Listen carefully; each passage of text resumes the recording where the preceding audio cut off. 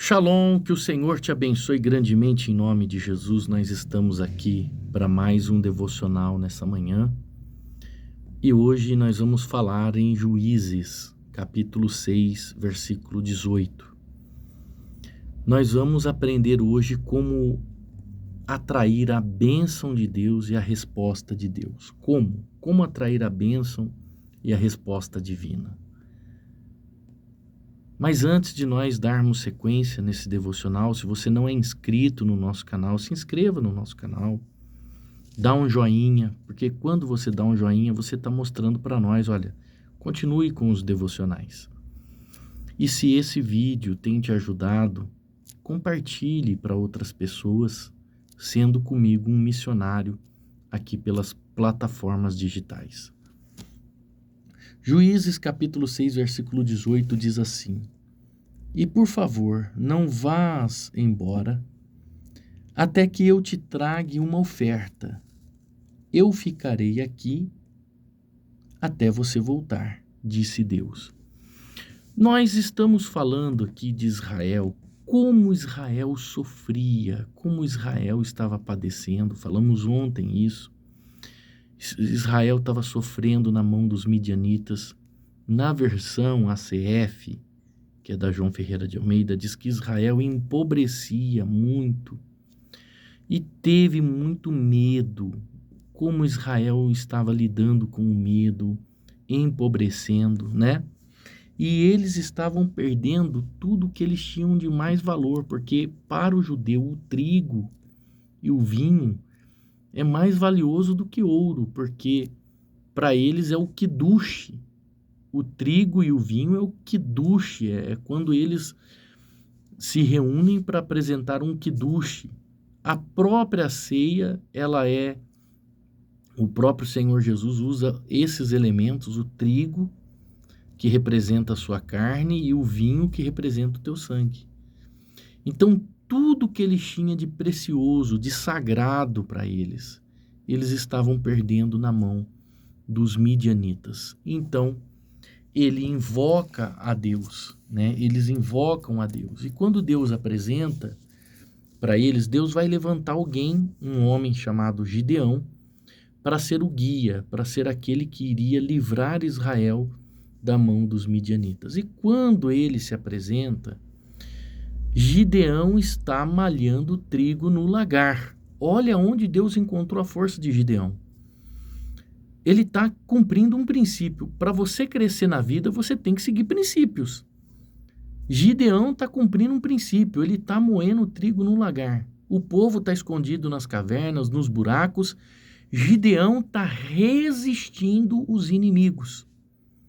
Aprenda a resistir aos inimigos. Ninguém pode derrotar uma pessoa que nunca desiste. Ninguém. E Gideão estava ali, na resistência, moendo trigo no lagar, fazendo o que tinha que ser feito, cumprindo um princípio, e Deus se apresenta para ele e fala: homem valoroso, né? E Deus traz o valor a ele, o valor de cumprir princípios, de ter resistência, de não desistir. Então, Deus se apresenta e Gideão, ele vem com as suas desculpas, porque quando a gente clama a Deus pedindo uma resposta e Deus traz a resposta, muitas vezes a gente fala: não sou eu não estou preparado, eu não vou. Muitas vezes Deus vem e diz o que temos que fazer e a gente corre daquilo que Deus manda a gente fazer. Quantas pessoas estão agora assistindo esse devocional e estão correndo do chamado que Deus deu para elas, estão correndo daquilo que Deus mandou fazer, estão querendo desistir, enquanto Deus, ele aparece e ele diz: olha, vai nessa tua força, eu sou contigo, você vai desenvolver por excelência, eu estarei do seu lado, você vai fazer do jeito certo, eu serei a tua força. Então nunca fuja da resposta de Deus, porque a resposta de Deus é a melhor resposta que nós temos. E olha, Gideão, ele fala assim para Deus: "Ah, mas eu não posso libertar", olha o versículo 15. "A minha família é a mais pobre da tribo de Manassés, e eu sou a pessoa menos importante da minha família." Ele começou com comiseração. Eu não sou nada, eu não sou ninguém, eu sou pequenininho, quem sou eu? O que há de ser de mim? Então, às vezes, a gente cria as nossas limitações tendo dó de nós mesmos, dizendo que nós somos o menor, somos a pessoa menos importante, que existem pessoas mais importantes, que existem pessoas mais capacitadas, enquanto falamos ontem que Deus, ele olha para o coração humano, para as intenções do coração. Não foi isso que, para aquela mulher, lá no poço de Jacó, Jesus olhou para as intenções do coração daquela mulher? E Jesus revelou o que para aquela mulher? O que ele não tinha revelado para ninguém. Ele disse que ele era o Messias. Por quê? Porque aquela mulher, quando ela é questionada que ela tem 5 maridos, é interessante que ela é questionada por ter 5 maridos e o sexto não ser dela. Ou seja, ela era amante de alguém. Quando ela é interrogada por isso, ela muda de assunto e ela espiritualiza a coisa. Ela diz assim: eu quero saber aonde nós devemos adorar. Por quê? Porque mesmo cheia de pecados, mesmo cheia de falhas, o coração dela estava na verdadeira adoração. Eu quero adorar. Eu quero saber se o Messias vai vir. Ou seja, as intenções do coração daquela mulher eram puras. E Jesus revelou para ela o que ele não revelou para nenhum religioso em Jerusalém.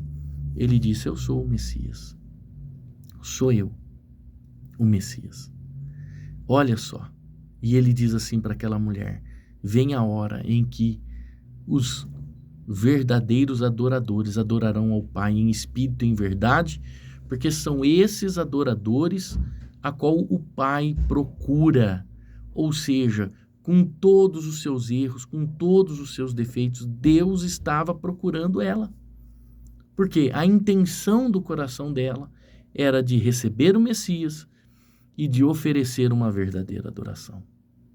Então, cuidar das intenções do coração é muito importante. Falamos isso ontem. E agora, Gideão, ele está dando uma bela desculpa a Deus. E aí, ele vai falar com Deus. Olha só, ele vai falar com Deus e ele vai dizer para Deus o que está no versículo 18. 3 coisas nós aprendemos aqui com Gideão para atrair a resposta de Deus e para atrair a bênção de Deus. Olha só, ele diz assim: por favor, não vá embora até que eu te trague uma oferta. Como assim? Gideão fez Deus esperar. Deus disse assim: olha o que Deus falou, eu ficarei aqui, vai lá. Deus ficou lá: ficarei aqui, vai lá, eu vou esperar você voltar. Disse Deus, está aqui no texto, disse Deus: ficarei aqui até você voltar. Deus ficou lá esperando Gideão. Como assim? Deus, o Senhor dos senhores, ficou esperando Gideão? Primeira coisa, primeira chave, guarde aí, eu vou te dar 3 chaves que são fantásticas. Primeira chave: conhecer o Deus a quem você serve. Ele tinha conhecimento, Gideão tinha conhecimento de quem era o Deus que ele está servindo. Olha o que ele fala no versículo 13.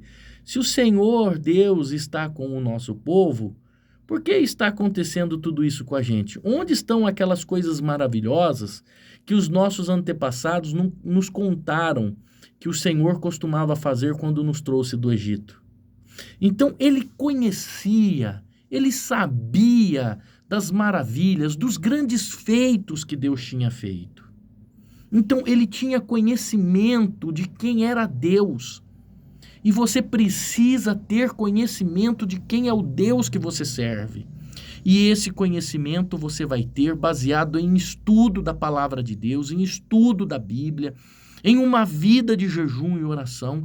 Você passa a conhecer a Deus, o Deus a quem você serve. Então você precisa conhecer o Deus de Israel, que é o Deus a qual nós servimos. E quando você tem esse conhecimento, você começa a atrair a presença dele. Deus está esperando ele voltar. Ele diz, eu vou oferecer uma oferta, que é a segunda chave. Ele fez um voto a Deus. Ele fez um voto. Ele fez um pacto. Toda vez que você ver na Bíblia um pacto, é Deus que está fazendo com o homem, porque o homem não cumpre os seus votos. O homem quebra a aliança, o homem quebra o pacto que ele faz com Deus. Deus não quebra o seu pacto. Por isso que a Bíblia fala, não faça como os tolos que votam, mas não cumprem com os seus votos. Então, os seres humanos, eles estão quebrando os seus votos com Deus. Faça um voto com Deus. Ele disse assim, eu vou buscar uma oferta para o Senhor. Espere aqui. E ele vai preparar uma oferta daquilo que a terra mais tinha falta. Mais do que eles estão em falta, é o que ele vai preparar para Deus. Tem gente que fala, não cumpri meu voto porque eu não tive. Não, o seu voto tem que ser cumprido. Tem gente que tem medo de votar, de fazer pacto, de fazer aliança com Deus. Só que eu quero dizer uma coisa para você. Quando você faz um pacto com Deus, quando você faz um voto com Deus, Deus jamais revoga esse voto. Salomão, no seu final de vida, Salomão pegou um caminho tortuoso. Salomão pegou um caminho errado e ele enfureceu o coração de Deus e Deus desceu para punir Salomão. Deus foi conversar com Salomão e decidiu punir Salomão. Só que quando ele foi punir Salomão, o texto bíblico diz, lembrou-se o Senhor do pacto que tinha feito com Davi. E aí Deus não pôde tocar em Salomão. Deus queria tocar em Salomão, mas não pôde tocar em Salomão, porque ele tinha feito um voto com Davi, e Deus não quebra o seu voto. Deus disse assim, por amor a Davi, seu pai, não tirarei o trono de você. Por amor a Davi, seu pai. É forte, é muito forte essa palavra. Deus não tocou em Salomão pelo voto que Davi tinha feito com ele. É muito sério. Pacto com Deus é muito sério. Leve isso a sério. Isso pode mudar a sua vida. Isso pode mudar a sua vida. Terceira coisa. Ele pediu a Deus um sinal. Olha só o versículo 17.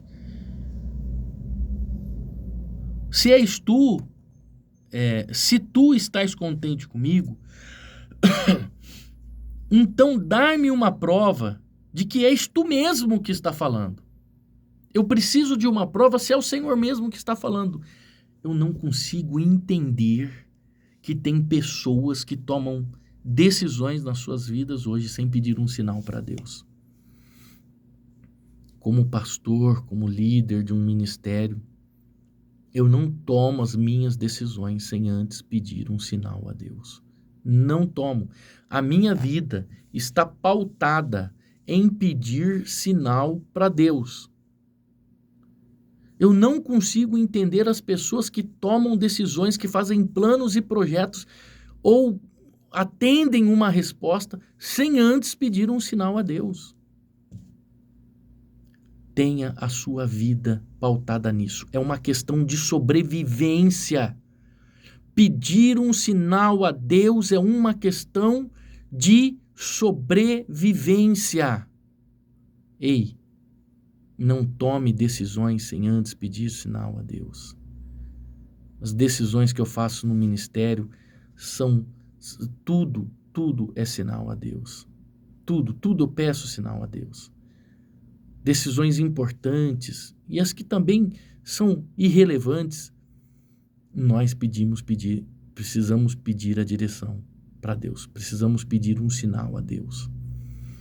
Guarde essas 3 chaves no teu coração e isso vai te levar à vitória. Primeiro, conhecer o Deus a quem você serve.